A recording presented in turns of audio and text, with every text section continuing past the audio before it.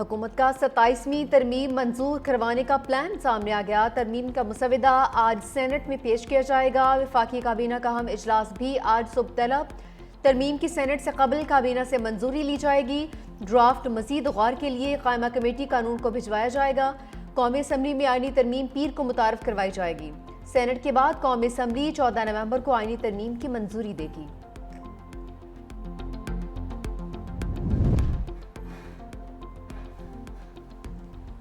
Barrister گوہر 27ویں ترمیم کے خلاف کھل کر بول پڑے۔ کہا کہ ابھی تک 27ویں ترمیم کا مسودہ ہمیں نہیں دیا گیا۔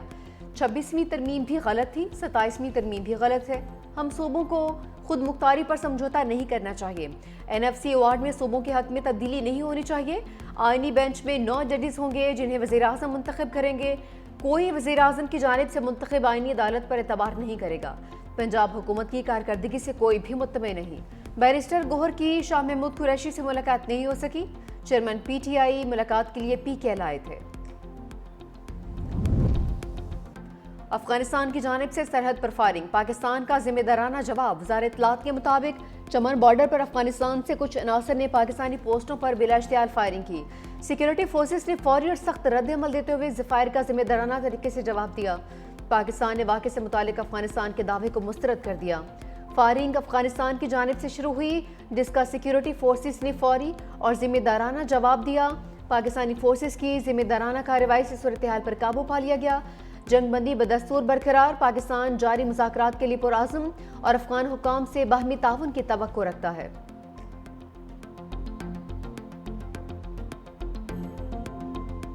افغانستان کو راہ راست پر لانے کے لیے بڑی نشست۔ پاکستان اور طالبان رجیم کے درمیان مذاکرات کا ایک اور دور استنبول میں جاری۔ ذرائع کے مطابق پاکستان افغان سرزمین سے دہشت گردی کی کارروائیاں روکنے کے مطالبے پر قائم۔ افغان رجیم سے پاکستان پر دہشت گرد حملے بند ہونے اور افغانستان میں دہشت گردوں کے خلاف کارروائیوں کے لیے تحریری ضمانت مانگی جائے گی۔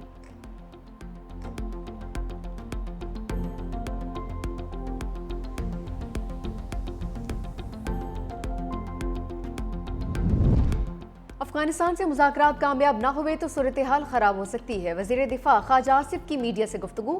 کہا ہماری سرزمین کی خلاف ورزیاں جاری رہیں تو ہم بھی وہی کریں گے جو ہمارے ساتھ ہو رہا ہے۔ 27ویں آئینی ترمیم نے ابھی حتمی شکل اختیار نہیں کی۔ آرٹیکل 243 میں ترمیم کے لیے مشاورت کی جا رہی ہے۔ دفاعی تقاضے بدل گئے، سارا کام باہمی مشاورت سے ہوگا۔ چیف الیکشن کمشنر کی تقرری پر ڈیڈ لاک کے خط میں سینٹ اور صدارتی الیکشن میں سخن دور کرنے کے لیے ترامیم ضروری ہے۔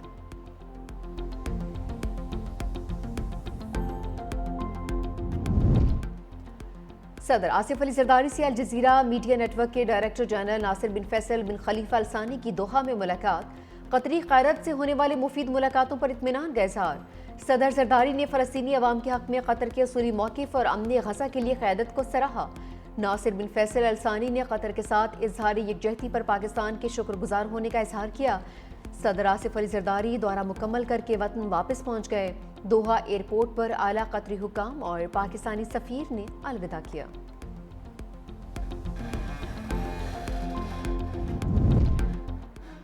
فیلڈ مارشل عاصم منیر سے برطانوی chief of general staff general Charles کی ملاقات۔ ISPR کے مطابق باہمی دلچسپی، علاقائی سیکیورٹی صورتحال پر تبادلہ خیال، دفاعی تعاون کو فروغ دینے پر تفصیلی غور، دونوں جانب سے خطے میں امن و استحکام کے فروغ کے لیے کوششوں کا عزم۔ برطانوی چیف آف جنرل سٹاف نے انسداد دہشت گردی کے لیے پاک فوج کی قربانیوں کو سراہا۔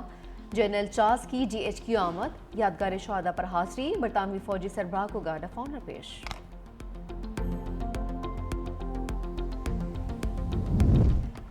یہ ہمیں عدالتی حکم کے باوجود بانی سے نہیں ملنے دے رہے۔ وزیر اعلیٰ خیبر پختونخوا سہیل آفریدی کہتے ہیں 3 ججز نے فیصلہ دیا، ملاقات ہونی چاہیے۔ جمہوریت میں اور بھی راستے ہیں، ان راستوں پر غور کیا جا رہا ہے۔ 27ویں آئینی ترمیم کا ڈرافٹ کسی نے نہیں دیکھا۔ صوبے کو کسی چیز پر اعتماد میں نہیں لیا گیا۔ میں مسلسل قانونی اور آئینی راستے اپنا رہا ہوں۔ اس نظام کو میرے لیڈر نے پہلے ہی بے نقاب کر دیا تھا۔ وزیر اعلیٰ KP کو 5ویں مرتبہ بھی بانی PTI سے ملاقات کی اجازت نہیں ملی۔ سہیل آفریدی انتظار گاہ میں داخل ناکے سے روانہ ہو گئے۔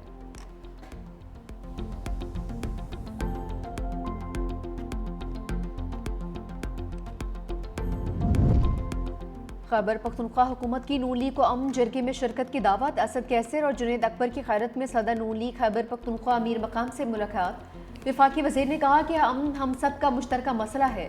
اگر صوبے میں امن و امان کے قیام کے لیے کوئی عملی کوشش کی جاتی ہے تو ہم اس پہ کردار ادا کریں گے. خیبر پختونخوا حکومت کی جانب سے امن جرگہ 12 نومبر کو ہوگا.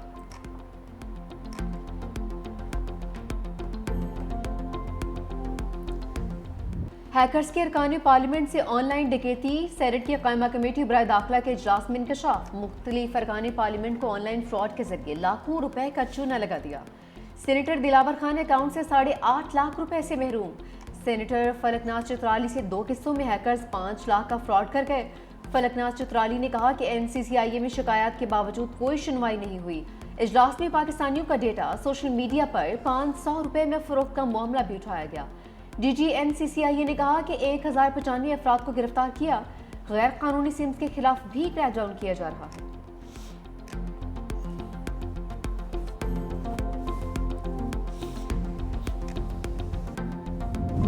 قومی ایئر لائن کے تنازعات میں پرواز. انجینئرز اور انتظامیہ کے درمیان تنازع شدت اختیار کر گیا. Society of aircraft engineers کے صدر عبداللہ جدون اور سیکرٹری جنرل اویس زردون ملازمت سے برطرف. ذرائع کے مطابق دونوں عہدیداران کو گزشتہ برس شروع کی گئی انکوائریز میں ذاتی سنوائی کا موقع دیا گیا. تاہم عدم پیشی پر انہیں برطرف کر دیا گیا. برطرف عہدیداران کا فیصلے کو عدالت میں چیلنج کرنے کا اعلان.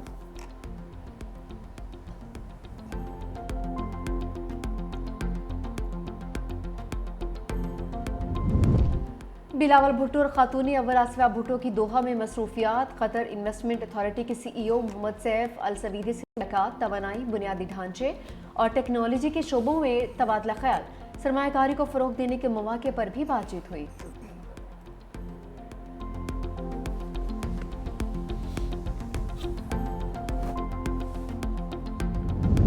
علیمہ خان کے خلاف کیس. 2 نجی بینک مینیجرز کے وارنٹ گرفتاری جاری. توہین عدالت کے باوجود دونوں مینیجر پیش ہوئے، نہ جواب داخل کرایا. علیمہ خان کے عدم پیشی پر ایک بار پھر وارنٹ گرفتاری جاری. علیمہ خان کے بینک اکاؤنٹ سے متعلق رپورٹ عدالت میں جمع.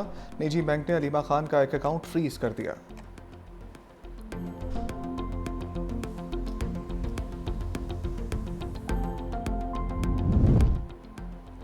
جب تک سود کا نظام رہے گا معاشی نظام نہیں بنے گا. امیر جماعت اسلامی حافظ نعیم الرحمان کی پریس کانفرنس. کہا پاکستان 78 برس کا ہو گیا، ملک میں سسٹم ہی موجود نہیں. پاکستان کا موجودہ عدالتی نظام گل سڑ چکا ہے. پیوند کاری سے عدالتی نظام تبدیل نہیں ہوگا، عدالت کا پورا نظام تبدیل کرنا پڑے گا.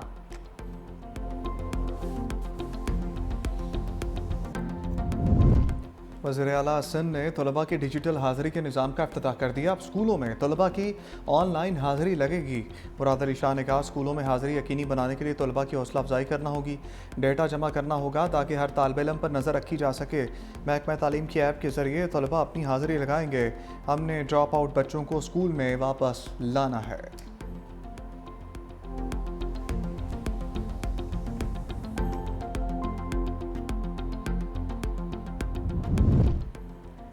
پنجاب میں پہلی مرتبہ گلاس ٹرین اور ہائی سپیڈ ٹرین متعارف کروائے جا رہے ہیں. وزیر اعلیٰ پنجاب مریم نواز کہتی ہیں پنجاب میں پہلی مرتبہ 10 ماہ میں 1 لاکھ سے زائد گھر بنا کر مثال قائم کر دی. وزیر اعلیٰ پنجاب مریم نواز سے چینی سرمایہ کاروں کے وفد کی ملاقات. پنجاب میں انویسٹمنٹ کے لیے گہری دلچسپی کا اظہار. وزیر اعلیٰ پنجاب مریم نواز برازیل کے دورے پر روانہ.